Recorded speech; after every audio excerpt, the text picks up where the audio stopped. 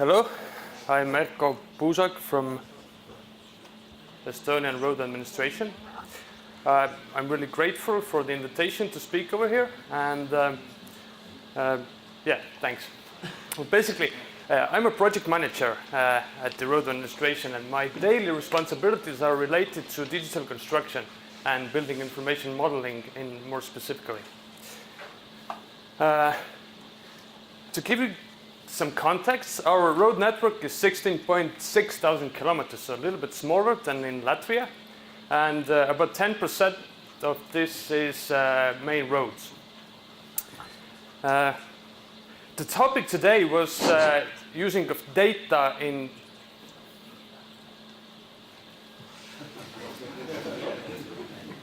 Okay, thank you. So the topic was to speak about data in design. Well, actually, I'm going to broaden it a bit. So I will talk about the data in the whole life cycle of the road. So the main idea or the main methodology related to this data is BIM, which is Building Information Modeling. And in 2017, the public sector clients, from the initiation of the Ministry of Economics and Communication, signed a mutual declaration in order to implement building information modeling in their tenders and in their everyday lives. In the middle there is our former deputy director who also signed the declaration, which meant that we had the push from the management level to start dealing with this issue. So the next question is, how should we do that? Well, luckily, European Union has developed this handbook for public sector clients, which describes how to do, first of all, what is it, why is it needed, and how should you implement it. And one of the key suggestions is to make pilot projects, and that was exactly what we did. We, at the start of 2018, we chose 2 pilot projects to be used as a BIM pilots. They were selected quite small because, yeah, every new thing, if it goes sideways, then it won't be such of a mess. That was the main idea. The 2 projects, one of them is a small town in southern part of Estonia. It's a construction of a roundabout instead of a normal crossing. And the other one is about 7 kilometers of overlay project. For both projects, we partnered up with the Finns. For the Tihva project, we partnered up with Civil Point, and for the overlay project, we partnered up with Infragit. In the Tihva's project, we actually already had the 2D design that was made in a traditional way. The piloting included making a 3D model or a BIM model from that 2D design, and also to use that 3D information and BIM information while doing the construction works. Also in the pilot or in the design phase, the communication, all the pipes and electricity and all that stuff was also made in 3D model. So the Civil Point provides Trimble software, NovaPoint software, Tekla software. Basically, we had such a variety of different tools that it was quite overwhelming. Yeah, it was difficult. The main idea was that the designer makes the design, uses NovaPoint software to export this design into the Trimble Quartz server, which is a common data environment that's used for collaboration. And then after that, from the Quartz server, we export the data into Trimble Connect, which is a web-based tool, which is then used in the construction phase. But the first problem, or one of the big problems, was that the design should be made with NovaPoint software. I think over 90% of Estonian road designers actually use Autodesk software.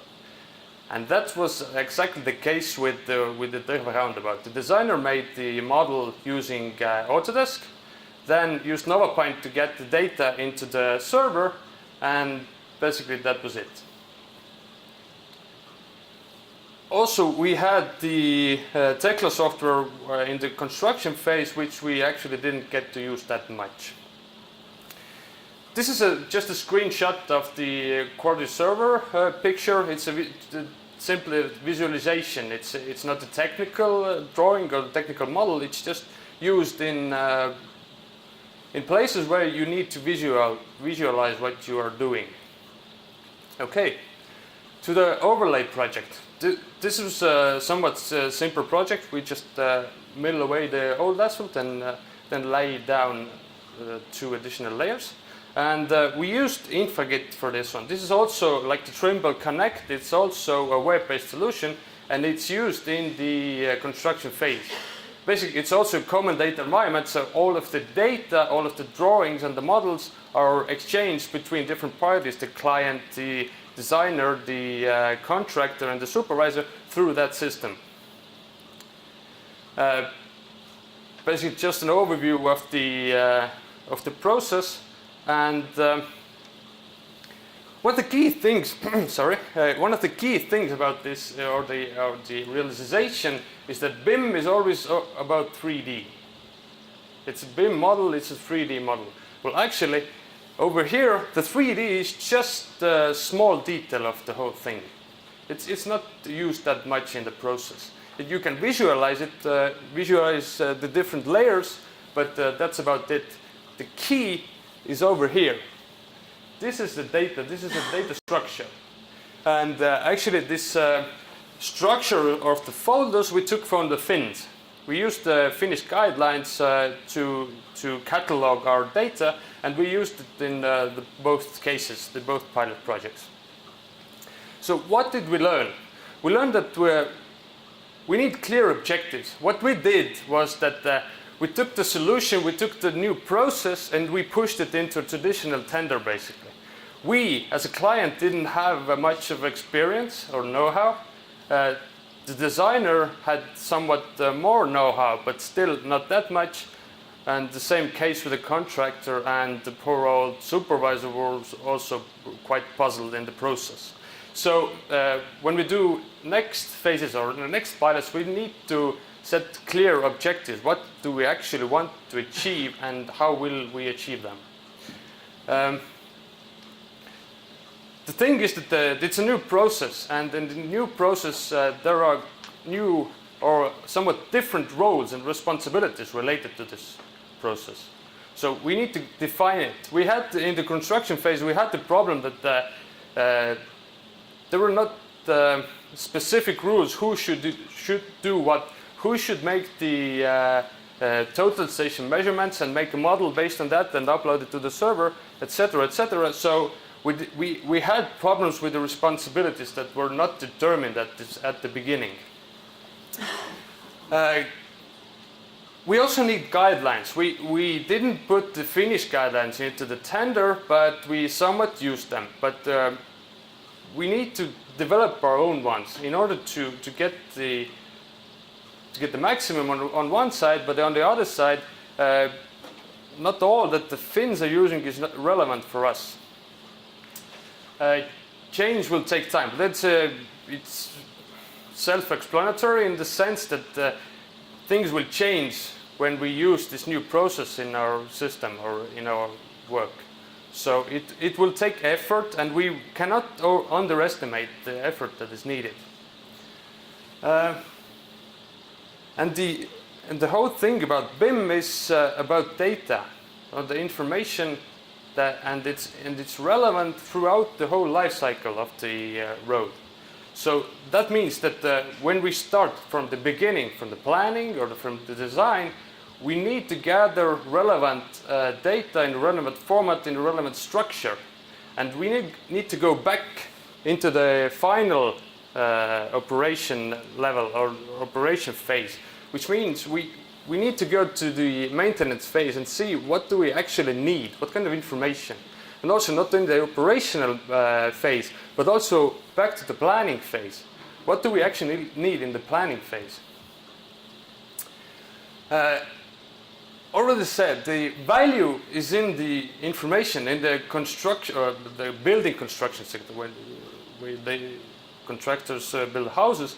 It's the main thing that is always said is clash detection. In the road sector, we don't have that much clash detection. So we need to focus on what is really relevant for us. And for us, it's the data. And the model, and especially the 3D model, it's just a representation of the data. It's a good thing to gather the data, to represent the data, but it's not about the model itself. It's about the data or the information that the model represents. And also the softwares. Some of the Nordic countries have specified or picked a concrete software to use in their system. And for example, Finland has not. And we think that going the open format way is a better solution. So we won't be stuck with one specific provider of software. On top of that, on top of these two pilot projects, we also have a road life cycle information system in development, basically halfway. The first two models that are green are already operational. The PMS system, basically, which is used for analyzing the parametric data, which means IRI, rutting, bearing capacity, etc., etc. That's already operational. When we do the analysis in that module, we use CSV format to bring this.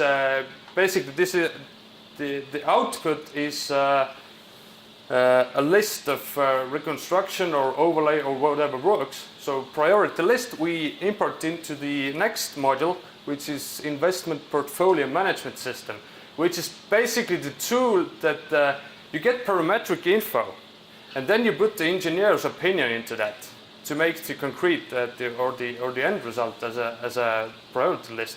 This is the second module is to do that. Now that is the thing that is currently in procurement is the next two phases, which is a project management and asset management, which are basically for this, managing, designing and building and asset management information. And we are doing it in a new way, in the sense that we don't give the tenderers or the potential contract partner the end result. We say that we will develop the end result together with the partner, us as clients and the partner as the provider of the solution. It's called innovation partnering, and it's we have great hopes and expectations about that.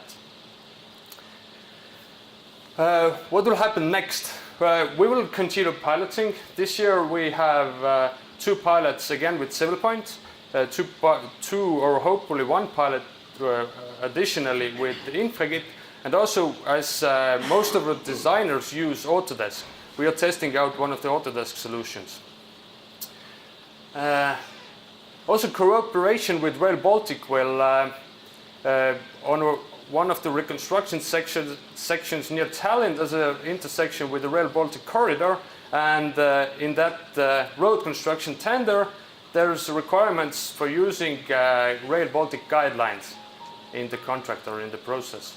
And it's going to be really interesting for us because Rail Baltic has invested heavily into developing these guidelines, and it's good and interesting for us to see how they will actually work in in real life situation, in real life construction.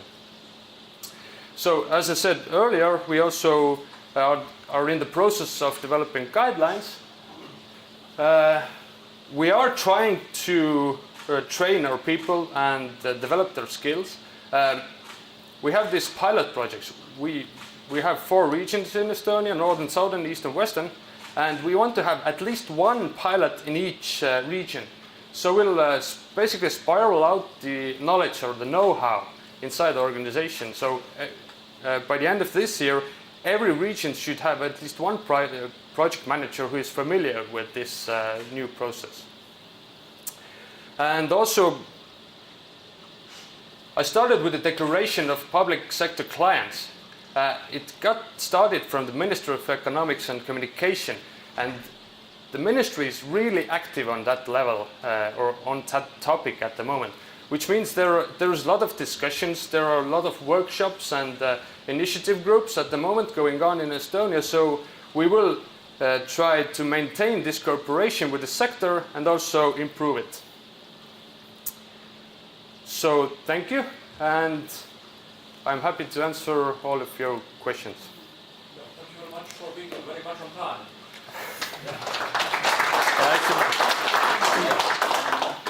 Now at least 3 questions. We have time enough for 3 questions, please.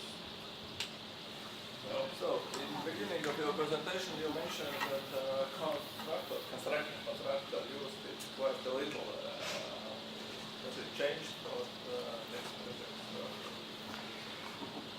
The next projects have not started yet, at least the construction phase. So we are working on it so that they would use it more.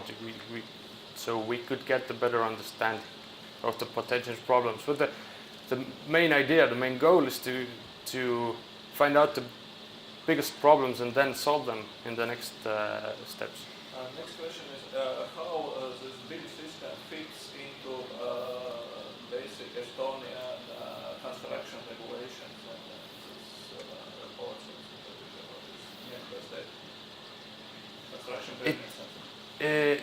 It does and it doesn't. There are different or several places which need altering or should be changed to get the maximum out of it. But the overall approach from the government level, not only in the road sector, but in the construction sector in general, is not to push BIM in the legislation, in the laws, but at the same time not to make any restrictions for using digital solutions.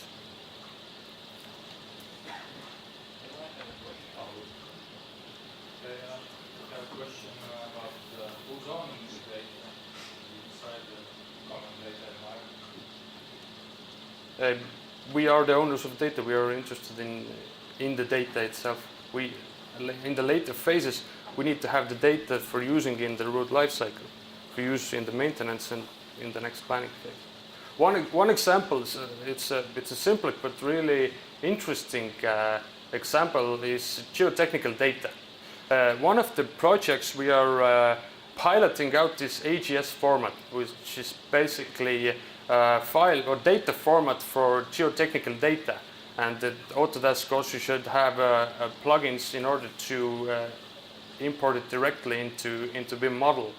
So in normal ways you have a PDF report where you have the geotechnical boreholes, or in some better cases you have an Excel table, but we are trying to get this dead data, or basically get rid of paper and also get rid of this digital paper, which a PDF basically is a digital paper. We want to get information and extract information and also gather information instead of paper and digital paper. Have you made any calculations about the cost, because your pilot projects was quite small compared for the big projects, right? And does it make it more expensive or cheaper for you, owner of the project? Yeah, it's a really good question in the sense that there's a discussion on not only in our organization, not only in Estonia, but the wider sense that how do you determine the ROI or the return on investment of BIM? And the key, the question is that there are no good performance indicators to use that. You never have like completely same situations. And how do you determine then how much was the Classical methods, you can make any calculation for the cost, and you know how much it costs for you. You can compare these two numbers.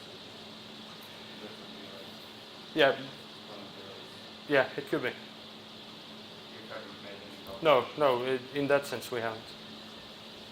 Because it's with the first pilot we had normally we have maybe 5 to 10 participants in the tender. In that one we had 2. Because there were several reasons for that. It was quite late in the season, so most of the contractors were full of work. On the other hand, some of them were not that interested in investing in that, because there's a lot of unknowns. Thank you very much, really, for